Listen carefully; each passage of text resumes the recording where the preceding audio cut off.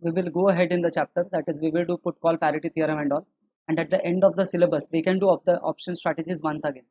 Okay, so that is my plan. Anyways, it is not there in the means they have not given it the module. Let's start. Write the heading synthetic strategy.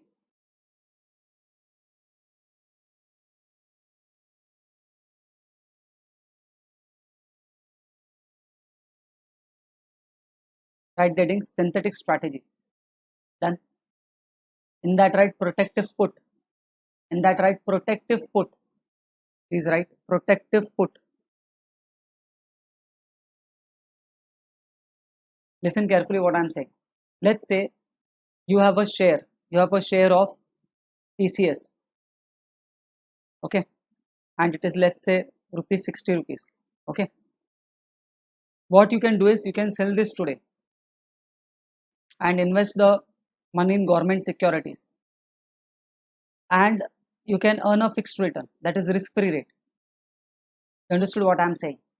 You have a share, you have the fear that it will go down, so you want to secure yourself. So what you will do, you will invest, you will sell the shares and you will get the 60 rupees and you will invest it in risk free assets, or let's say FD or anything, but then there will be transaction cost. Okay, is that clear?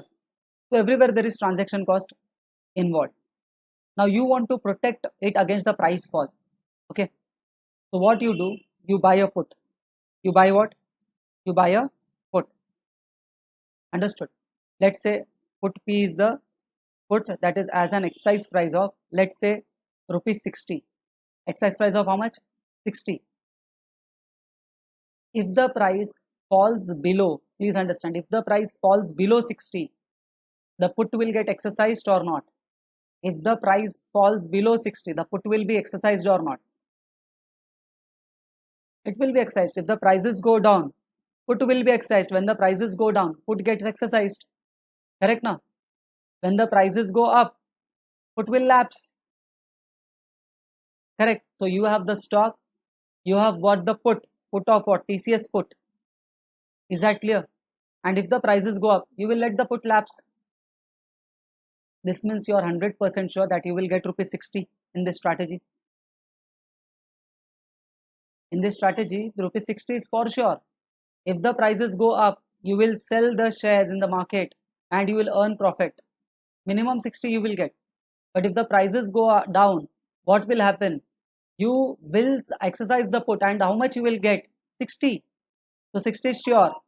So listen, if you are not still understanding, value of portfolio on expiry.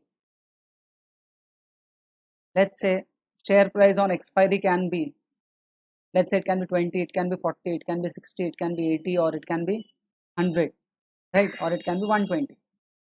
Now value of the share, please understand, this is the cash flow. Okay, value of the share, value of the share will be same, no? If the market price is 20, value of the share will be 20. If the market price is 40, the value of the share will be 40. If it is 60, it will be 60. If it is 80, it will be 80, 100, 120. Understood? What will happen? Understand. What will happen? Listen. Value of the put. Value of put is equals to, if the market price is 20, X minus S. You remember? Strike price minus the share price. Correct now? Right now? If the market price goes to 20, you bought the put at what rate? At 60. So you will have a profit from the put, that is 40.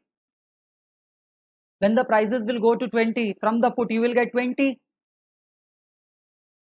Here it will be 0, will get lapsed. He is indifferent whether he sells outside or under the contract, is same. Here it will get lapse, I am the put holder. Here it will get lapse, here it will get lapse. What happened? The total value of the portfolio is nothing but 60 60, 60, 80, 100, 120. Your 60 is intact. See, understood? So you have the share and you buy the put of the same stock. What happens? You are protected against the fall. When I buy the share, what is the risk? Price going up is a risk, or price falling down? Price going down is the risk. If you want to get protection of the bearish, you buy a put. Understood? So this is called protective put. What it is called? Protective put. Okay. Please write what I'm saying. Write example. In bracket, right? To protect downside risk. To protect downside risk. To protect downside risk. To protect downside risk. Then write example. Write example.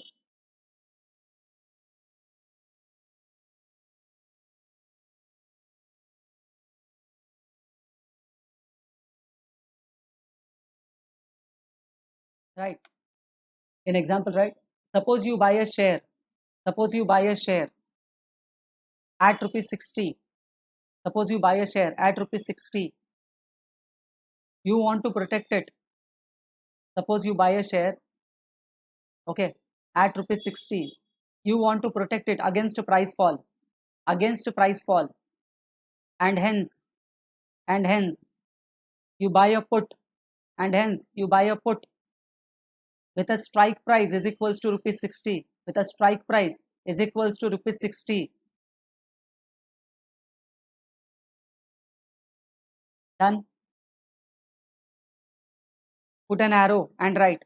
Put an arrow and write. If the prices fall below 60, if the prices fall below 60,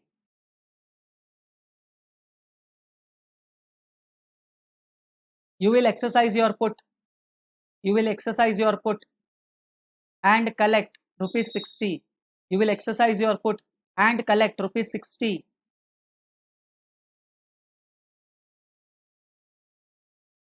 Agree?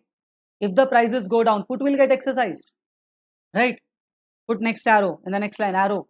If the price goes above, if the price goes above rupees 60, if the price goes above rupees 60,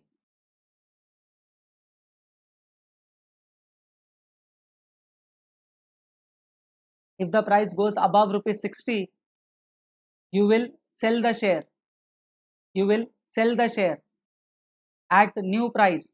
You will sell the share at rupees 6 at new price. You will sell the share at new price. Correct? If the market price goes up, you will let the put lapse and you will sell it at the new price. Correct? Now you have the share and let your option lapse and let your option lapse.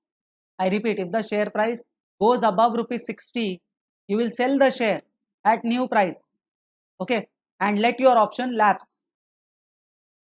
This will ensure you rupees 60. This will ensure you rupees 60. Write the heading, value of the portfolio on expiry date, and copy this table. Value of portfolio on expiry date and copy this table. Okay. Done.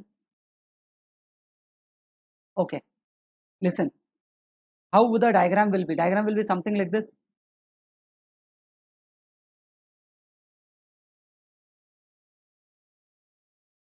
Something like this. Here it will be 0. So when the prices fall, you are sure to get 60, right? And if let's say this is 60, below 60 it becomes flat. But once prices go above, your payoff will start increasing. Agree? Correct now? At 80, at 100, you understood? Easy. Correct now? At 40, you will get minimum. Okay. You should be able to visualize the diagram, net payoff. When the prices go down, I will have constant 60. Correct? Okay, please copy. Payoff diagram, payoff graph of protective put, payoff graph of protective put.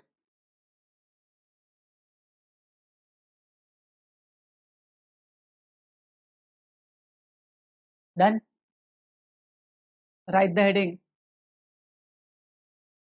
protective call. Protective call.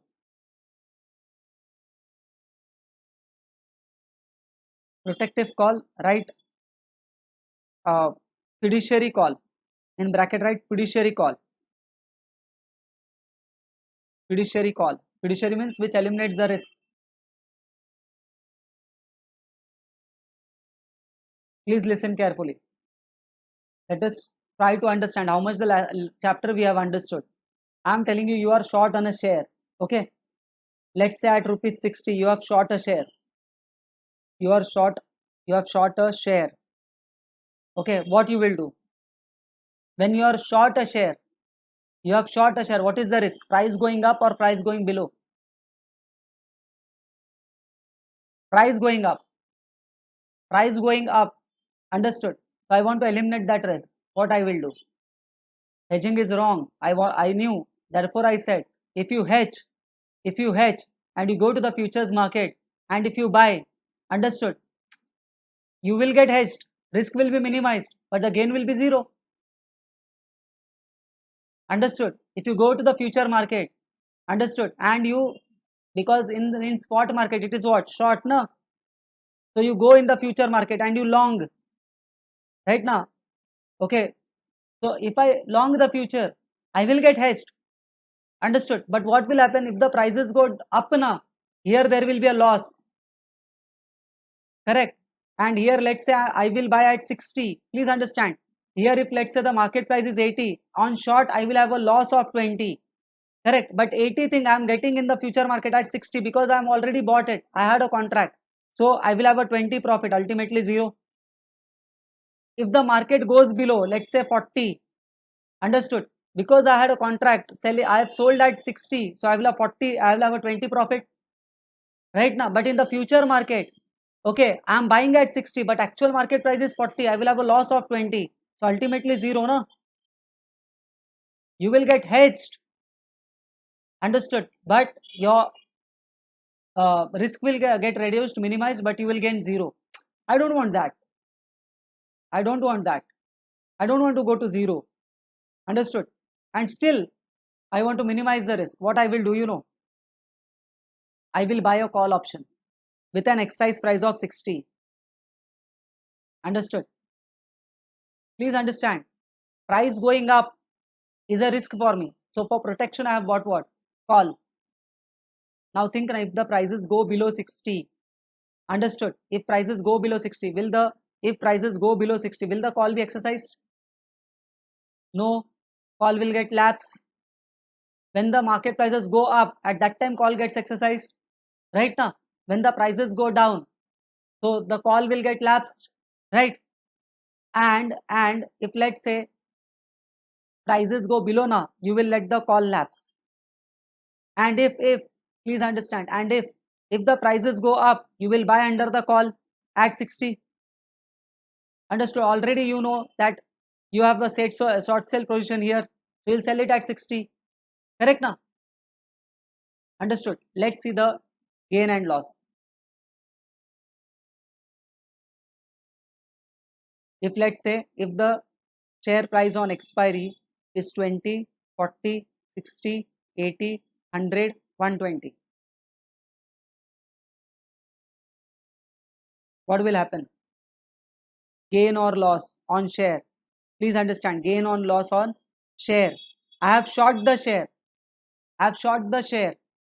Correct? So I have sold it at 40. My short is at 40 now. Sorry, 60. If the market price is 20, but I am to selling at 60 now. So my profit is 40. Here it will be 20 because 40 thing I am selling at 60. The market price is currently 40. I am selling it at 60. So I am getting more. Here it will be 0. Here I'll have minus 20.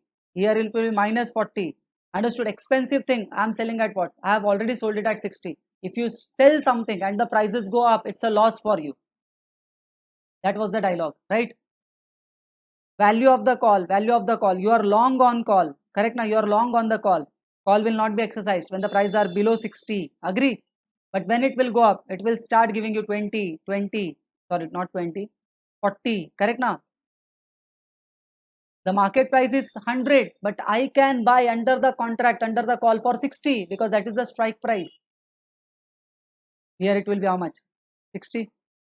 So ultimately here I will have 40, 20, here 0, here 0, 0, 0. When the market price goes down, what was my risk? I have short a share. My risk is what? Price is going up. So I got protected now when the price is going up. I got protected.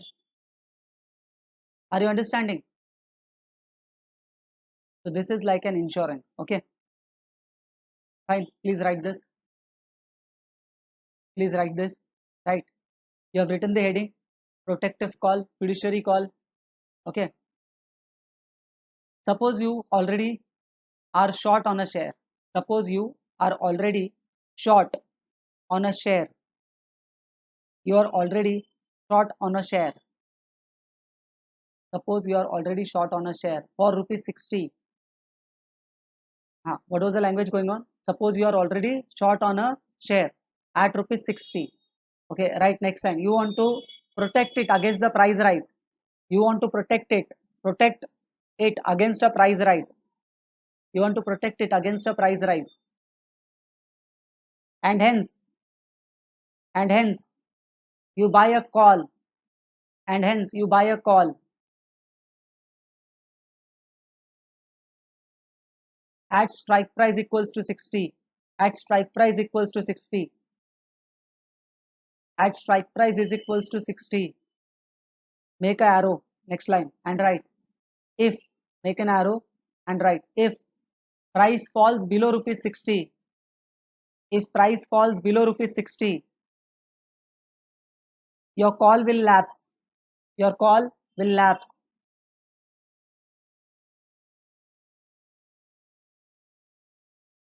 Next line, make an arrow and write. If the price is above rupees 60. If the price is above rupees 60.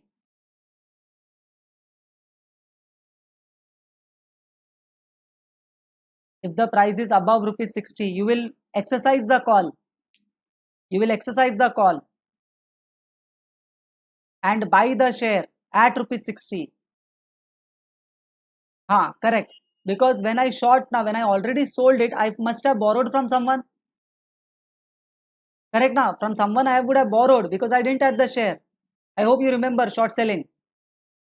Correct now? So I have already borrowed from someone and I need to give him back. So this call now, because it will get exercised, I will buy it at 60.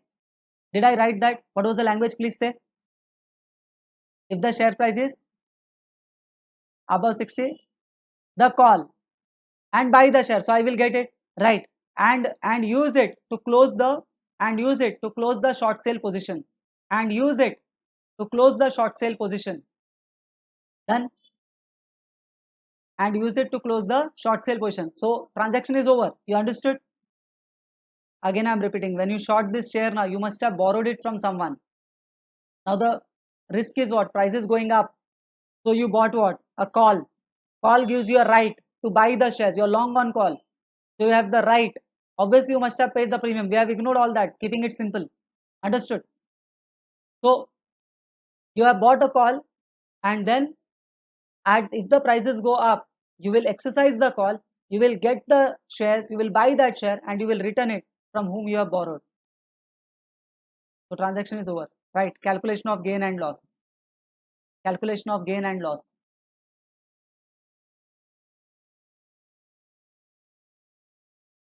Done? Okay. Listen. We have already seen that. Please listen carefully what I am saying. We have already seen that put plus stock is called what? Protective put. You are protected against what? Price fall or price rise. You are long on a share. You bought the share. This story, first one. Don't forget the story. This first one. To protect the downside risk means what? You had the risk now.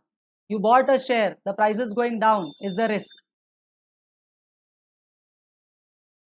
So this is protective put, means P plus S. protects you against the downside risk. Okay, second story. Instead of, you didn't buy a share, but you bought a call. Understood? Here in our example, what was the exercise price? 60. Understood? Okay, here also the call has an exercise price of 60. Understood? You know, in this this was the payoff. 60, 60, 60, 60, 80, 100, 120. See the same payoff now we will get down. Same payoff. Listen, I bought a call. Second story, I bought a call. What? At 60. Strike price of 60. I calculate the present value of the strike price. Why I am doing this, you know? I will calculate. See, I know that if I want to exercise the call, I should have in my pocket rupees 60 on the date of settlement. Call gives you what? Call gives you right to buy the asset. So on that day, if I want to exercise, I should have 60. So what I do, you know, I know that whatever is the interest rate, okay, I calculate the 60's present value and I invest in risk-free asset. So let's say if after 3 months I want to exercise the call, I will calculate the PV of X, I will invest it here. With the interest, I will get rupees 60. Are you understanding? Correct. Think and tell me, if the stock goes below 60, market price is below rupees 60, the call will get exercised or not? If the price is below 60, the call will get exercised or not? Call will lapse. Unfortunately, call will lapse. Okay. But I am assured that whatever I have invested now, here, that investment PV of X, from that I will get 60 now, 100%. You understood? But if the prices go up now, I will have to exercise the call, and that will be funded by this 60. I will pay the 60. I will fetch my investment and I will pay 60. Correct? So I will be able to exercise the call. And obviously when the price rise, call has a positive value, na? Correct, na? Call has a positive value. 20, 60, 20, 40, 60, 80, 100, 120. Understood? Value of the government bond or risk-free asset. Okay. Whatever is the share price, whatever of the PV of the X na I have invested, that is very clear na. I hope here you don't have this thing. PV of the X will fetch you what? X. 60 present value. Understood? So let's say 60's present value is 57 something. But with the interest, when it will go to the future, it will fetch what? 60. So whatever is the market price, I will get 60, 60, 60, 60, 60, 60. Is that clear? Value of the risk-free asset. Value of the call, I was long. When the share price will go down, call will lapse. But once it crosses the strike price, call will get exercised. 20, correct? 40, correct? Now strike price was 60 and 60. 60 total value of portfolio. 60, 60, 60, 80, 100, 120. This was the same story in P plus S. Please check. This was the same story in the first table. 60, 60, 80, 100, 120. Agree? That means P plus S is equals to C plus present value of X. P plus S is equals to C plus PV of X. So this is called put-call parity theorem. There is a link between the put and the call, and this is the link. This is called put-call parity theorem. Put-call, parity. Parity means equal theorem. Put-call parity theorem. Write the heading. Put-call parity theorem. write the heading put call parity theorem. Okay,